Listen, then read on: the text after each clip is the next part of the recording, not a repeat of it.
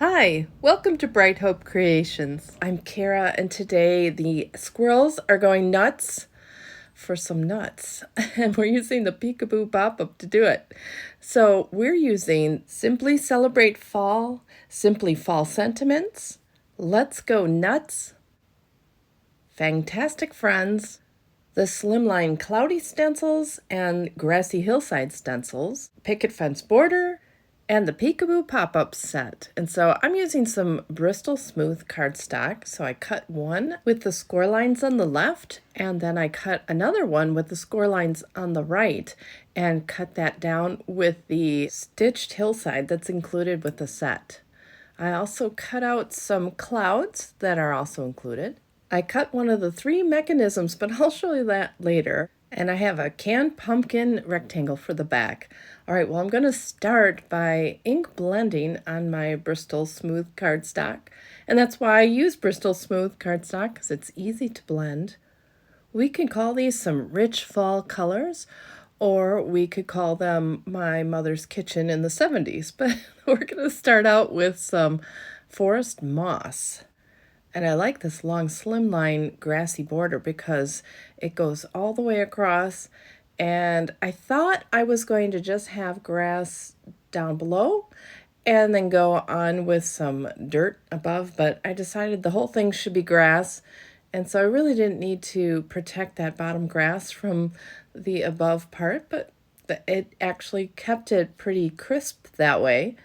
And then I thought, okay, well, I'll just go in and ink blend, but I wanted more grass, so I just came back with the border, and I put grass everywhere.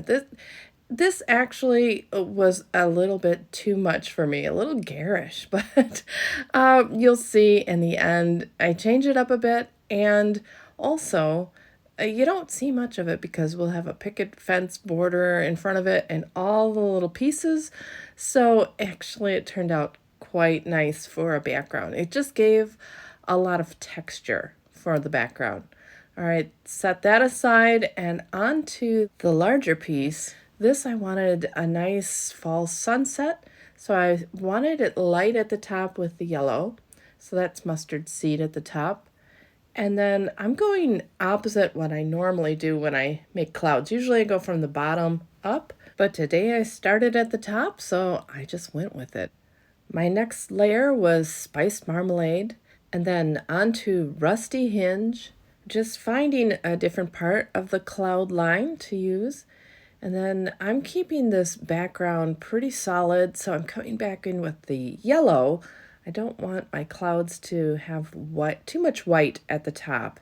I'm putting extra clouds in here later, and so that's where the lighter white clouds are gonna kind of pop off this background.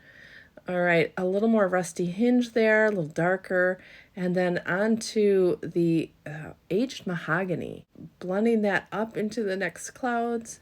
I want to really deepen up that color and make sure that I'm going down far enough so that when I put that hillside on there, it goes all the way down.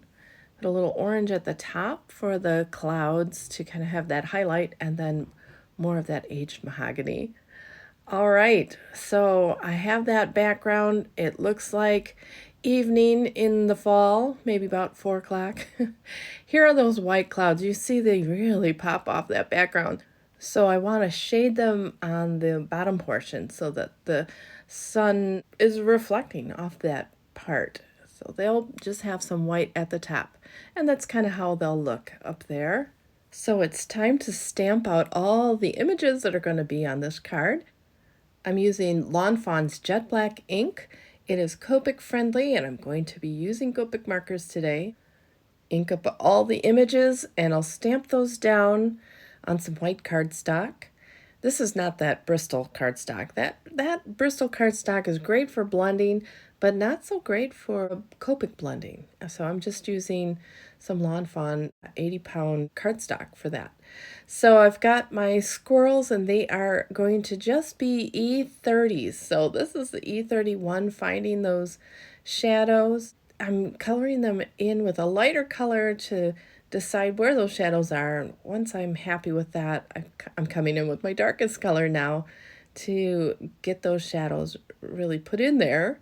And then I will come in with each of the colors going back down the line. So from that 37 to a 35, blending that out from those darkest areas. And then from the 35, I'll use the E33 to blend it out further, and then down to that E31.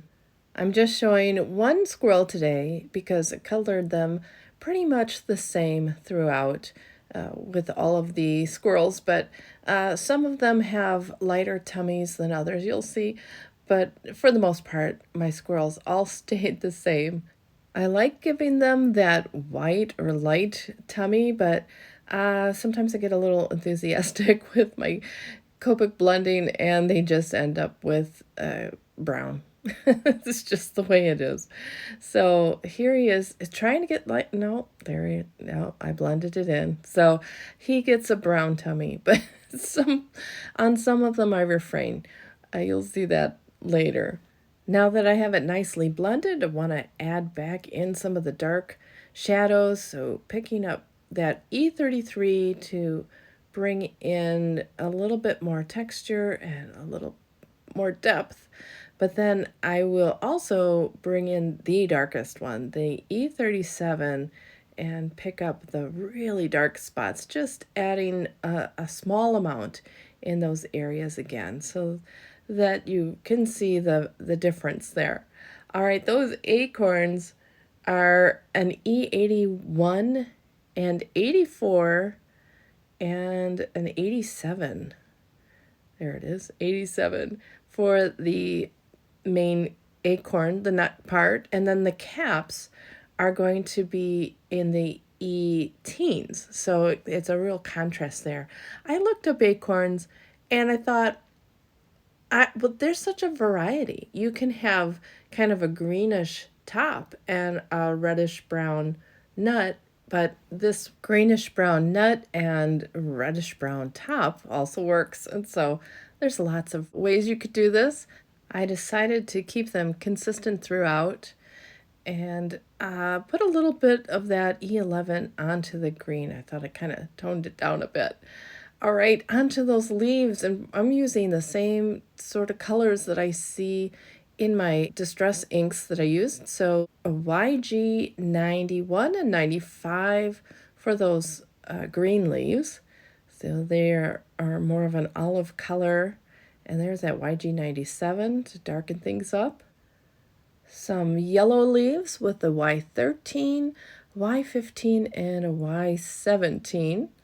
See, just like Mom's Kitchen, harvest gold and avocado green. And a little rust as well. She had these great, my mom liked to decorate, so she had these canisters in her kitchen that were shaped like mushrooms. So you took the cap off the mushroom to get into the flour or the sugar or what. Anyway, I thought they were great. But they were these colors.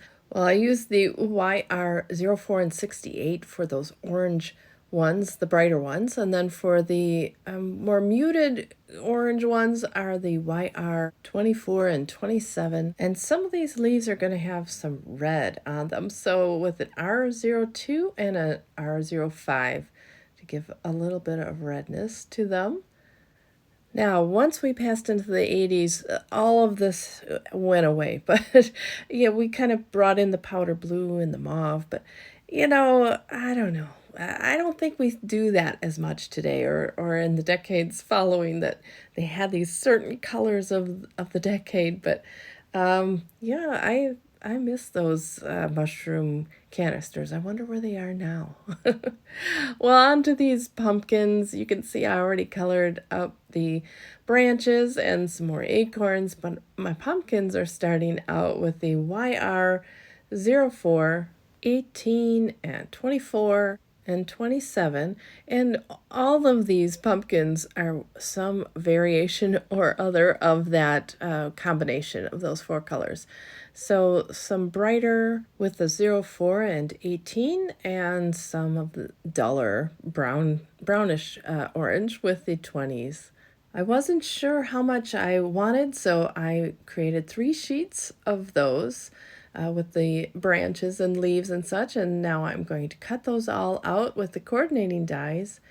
You know, you see the banners that are on there. I was thinking that I would put that on the fence, but by the time I had everything filled out on this card, you would never see those banners. So I didn't use those, but those tree limbs are from Fantastic Friends, and those Simply Celebrate Fall pumpkins and acorns will be used.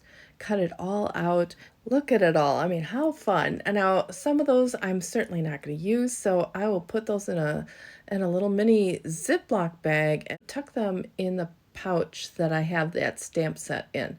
So that's kind of how I reuse things and make sure that I don't lose them.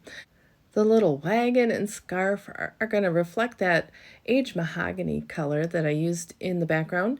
And so I'm using an R56 and 59, and then I'll brighten that up with an RV66, just kind of give it more of a pinkish color.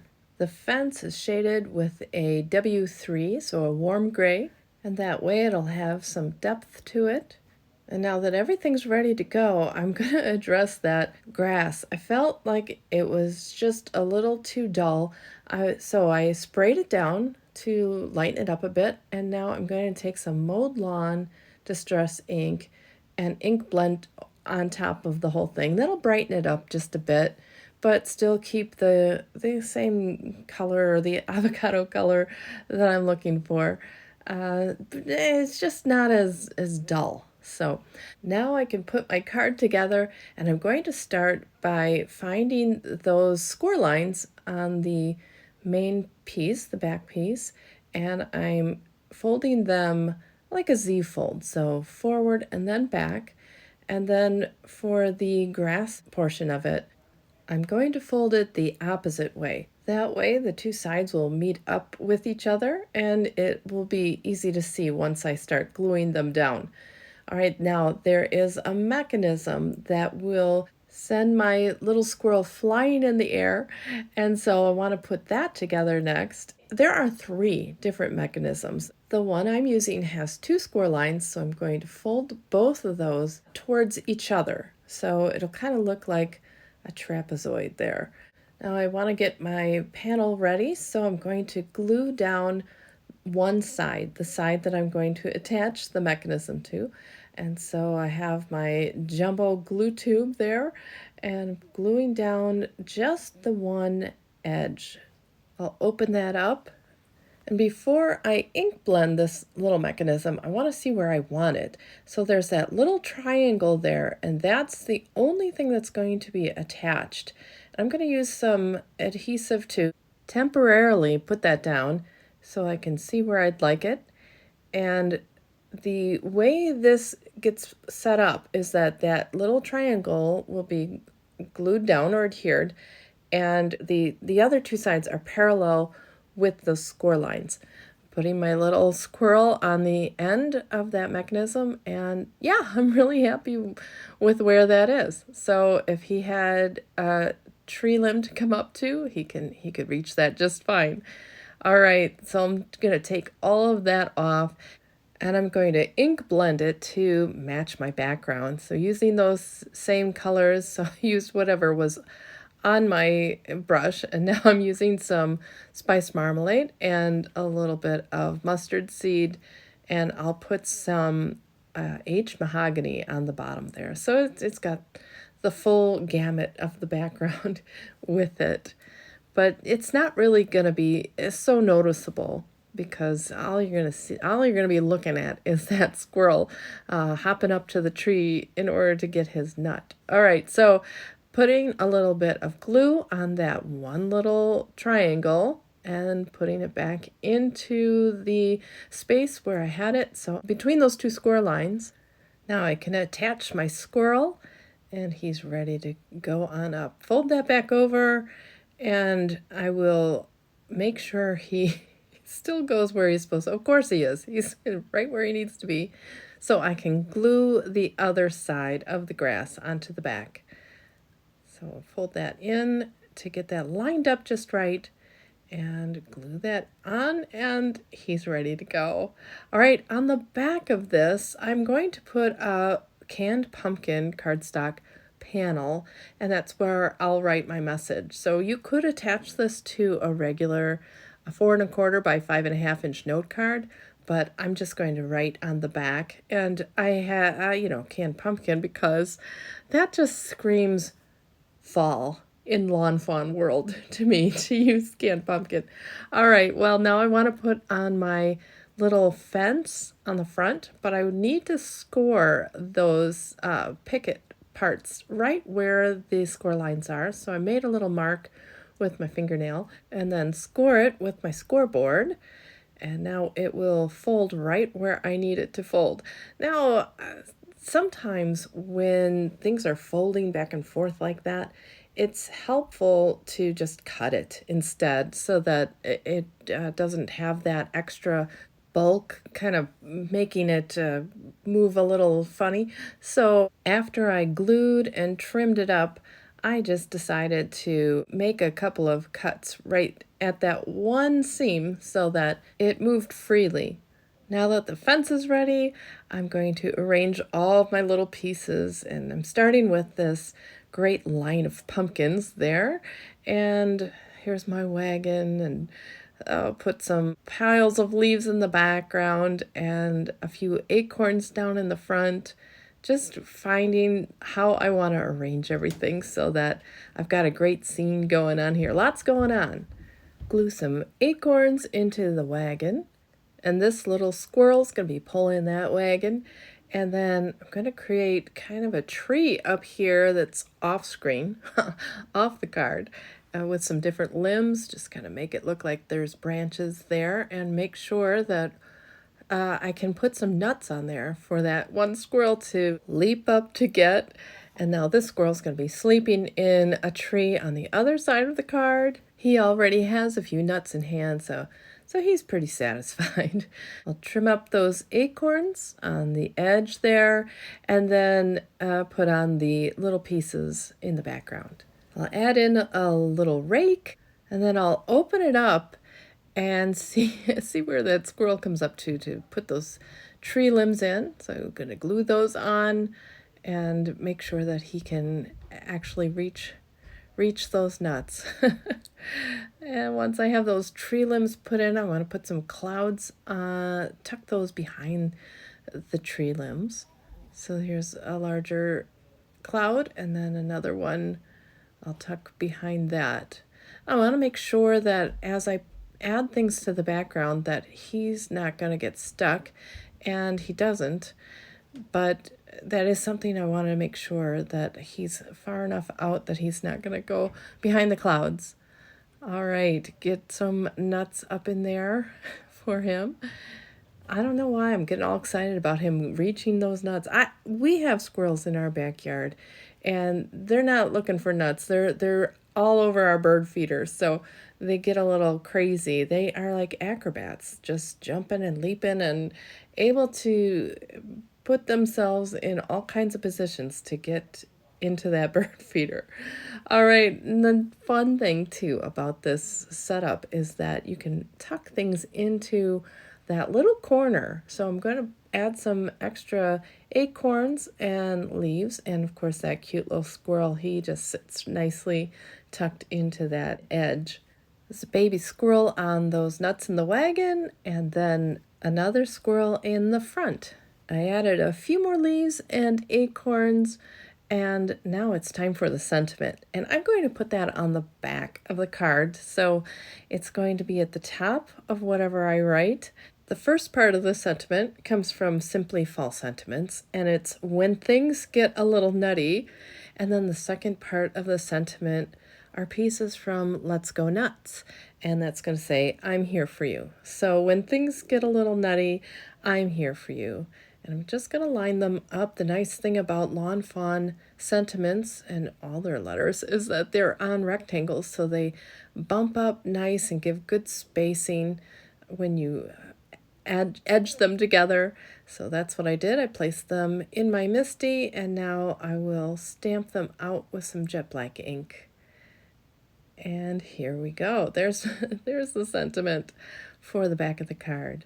So let's check out this Peekaboo pop-up in action. There he is, going crazy nuts, leaping up to get his acorn. Well, I sure hope you enjoyed the video today and that it inspired you to make a Peekaboo pop-up for yourself. Thanks for watching and have a great day. Bye.